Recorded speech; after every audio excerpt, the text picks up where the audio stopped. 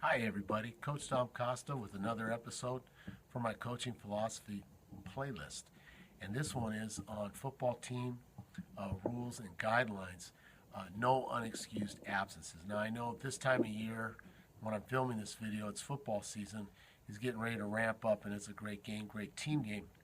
Uh, I just had to speak to this. Every coach is going to have rules for being late, being absent. And some children, young people have extenuating circumstances out of their control, and you got to make that adjustment. What I'm talking about is the unexcused absence, especially if your season doesn't go as well as you like. Some kids don't like to make the commitment for the whole season, and they might want to miss a Wednesday or a Tuesday. My story has to do with one of my last years where I coached at.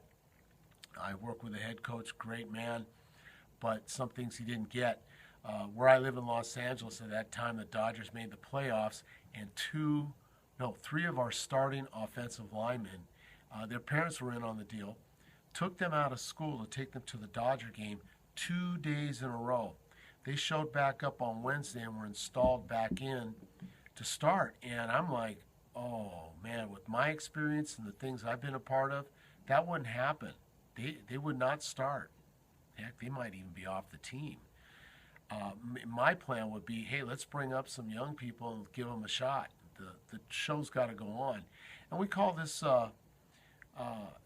this kind of took the air out of our team because in football you want commitment for the 3-4 months that you're going to be there or year round, and that's the great thing about football. It teaches commitment to a cause, and it's a great sport for young people, especially the young men. That's the majority of the players, to be great fathers, leaders of families, businesses, etc. Because you got to have this commitment, and just because things are going bad, you just can't take 2 days off and go get your starting job back again. That really wrecks it for the rest of your squad because the young guys, the younger kids, the ninth graders, 10th graders, they're watching what you do as a head coach.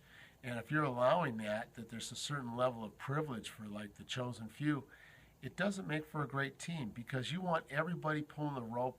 You want everyone putting in the last bit of effort in the practices and your games. And I think you got to have an air of fairness on a squad.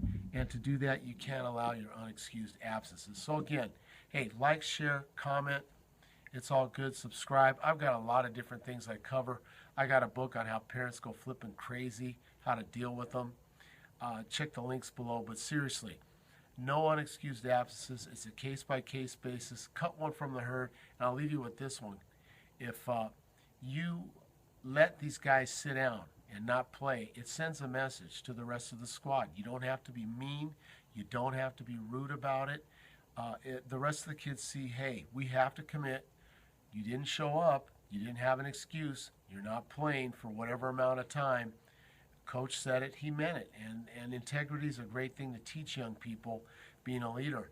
Hey, you as coaches are showing up. You're showing up every day of the season.